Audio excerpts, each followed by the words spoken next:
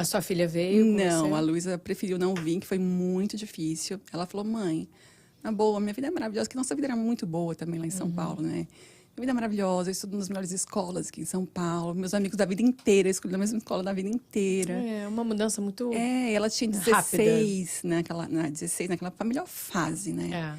E aí eu fiz uma análise rápida, eu acho que a adolescência aqui não é tão legal quanto no Brasil também, né? Ela tá bem aparada, tá com a avó, com o pai. E, enfim, ela cresceu muito. Eu acho que foi uma das melhores coisas que aconteceu na nossa relação também, esse afastamento, que hoje ela fala assim, mãe, eu enxergo tudo que você fazia por mim e eu não sabia. Sim. Porque você faz atrás, né? Os pais fazem atrás, a gente faz nos bastidores, eles nem imaginam. E ela também amadureceu muito, que ela teve que fazer essas coisas que eu fazia. Que você... lógico. Né? Hoje ela, assim, eu falo, eu sou aquela pessoa assim que eu sou feliz com tudo que eu tenho. Eu tenho o melhor esposo, tenho o melhor filho, tenho o melhor cachorro. Eu sou muito grata. É bom. Isso é muito legal ser assim, né? Ter felicidade porque a gente tem a tendência de do contrário, né? De reclamar de tudo que a gente tem. Tudo a gente acha, as pessoas têm essa coisa, né? O que eu tenho não é tão bom, o outro é melhor. Achar que o nosso é o melhor é legal. Isso vindo para um lado positivo, né? Não de arrogância, de petulância, é muito bom, né? Não, é de felicidade mesmo. Exatamente. Sabe? Não é de arrogância. Você Sim, que é melhor que o seu. Exato. Não, é melhor para mim. Para mim, para você, exato. O meu mundo, foram as minhas escolhas. Sabe, tá? É maravilhoso. Então, nisso aí, a gente veio para cá e aí foi quando teve, por acaso, uma professora da minha faculdade lá de São Paulo, morava aqui, quase vizinho. E aí eu comecei contato com ela. E ela falou assim, vai ter um encontro de padres carismáticos. Você gosta de missas carismáticas, né? Eu falei, gosto sim. Ela falou assim, então vem para você participar. E era lá em Weston. E eu fui lá. E aí, nesse dia, eu conheci o padre Henrique, né, e o padre Evandro. E eles estavam fazendo uma missa, uma reunião, a gente começou a conversar. E como a gente tem uma empresa de IT aqui, e a gente faz leasing de computador, e a gente recebe muito computador de volta. E os computadores usados aqui são maravilhosos. Sim. E a gente estava procurando... Aqui tudo é assim, né? Móvel. Tudo maravilhoso. O cara tem tudo novo, né? É uma coisa louca. E eu falei assim, a gente estava procurando, porque eles devolvem e falam assim, faz o que vocês quiserem. Sim. Né? E a gente estava procurando uma organização para doar. E eu perguntei para eles, falei assim, olha, vocês aceitam doações de computadores? Eles, a gente quer, mas a gente não sabe como. Eu falei assim, não, eu ajudo vocês, porque eu já fiz isso a minha vida inteira, né? Trabalhei trabalhei em multinacionais minha vida inteira. E também participava da parte de importação, exportação. Então, eu auxilio vocês. Peguei o cartão, a gente começou a conversar por questão desses computadores. E aí, depois disso, a gente começou a conversar mais. Eu fui entendendo o que era aliança.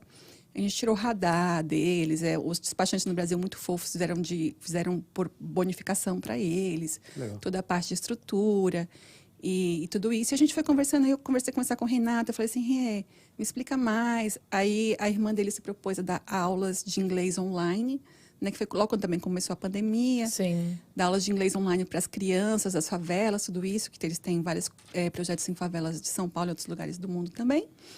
Enfim, e aí fomos conversando, e foi quando eu comecei, eu falei assim, olha, o Renato falou assim, o que mais vocês fazem? Eu falei assim, eu, além de tudo, também trabalho com inteligência emocional. Ele falou assim, você aceitaria fazer aulas pra gente? Eu falei assim, tudo bem, eu só trabalho mais B2B. Eu trabalho com inteligência emocional, é mais B2B, porque toda a minha história de vida também foi em multinacionais, em empresas. E eu conheço muito de organizações.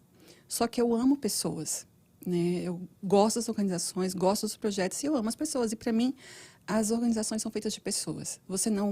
As empresas não são... Não funcionam. Não funciona sem pessoas. Né? E eu adoro, isso era o que eu amava fazer.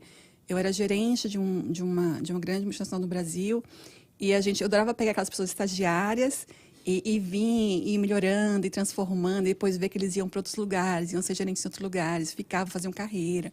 É uma coisa tão incrível você ver a transformação do ser humano quando você só acredita nele. Sim. Que às vezes só falta alguém que fala assim, você pode, né? Eu acredito em você. Né? E isso aí eu fui me apaixonando, aí chegou um tempo que eu achava que eu ia fazer psicologia, mas aí eu entendi o que era, fui pro outro lado do coach, essas coisas todas, sabe? E foi indo. E aí eu falei assim, olha, então eu faço isso, eu trabalho com B2B, que eu faço para empresas, então eu vou fazer com vocês como empresa também. Aí eu falei assim, quantos funcionários? Porque as turmas eu faço em grupo e são até 15 pessoas máximo, porque eu gosto dessa pessoalidade. Eu não gosto dessa coisa assim... Muito grande. Muito um grande, público porque muito grande. tem que ter uma interação. Tem Sim. que ter uma troca, né? Aí, quando eles falam assim, não, a gente tem 300 funcionários. Eu, Oi? Tem um pouco de gente aí. E mais uns 250 missionários. Eu, hã? Eu vou virar palestrante. Eu falei assim, bom, vamos indo. Vamos tentar encaixar. Vamos indo. Vamos de 3 em Dividir 3. em grupos de 15. Vamos indo, vamos trabalhando, A né? gente vai entender qual o caminho. E aí eu comecei a trabalhar. Fiz a primeira turma e foi, assim, uma coisa incrível. Eu comecei a conhecer as pessoas e eu falo assim, e é a mesma coisa que eu faço com as organizações. Eu peço que nas turmas estejam todas as áreas, que não sejam segmentados. Eu quero que tenha gerentes, que tenha a tia do cafezinho, que tenha todas as pessoas juntas, porque as pessoas têm que entender que todos nós somos necessários, né? Sim. Não existe função menos importante. Hierarquia. Não existe. Todas são importantes. Uma empresa, a família, é um sistema. Sim. Todo mundo tem uma função. Ali todo mundo está por alguma razão, né? Então foi assim. Então a gente começou a trabalhar e eu comecei a me apaixonar muito, porque aquelas pessoas eram magníficas.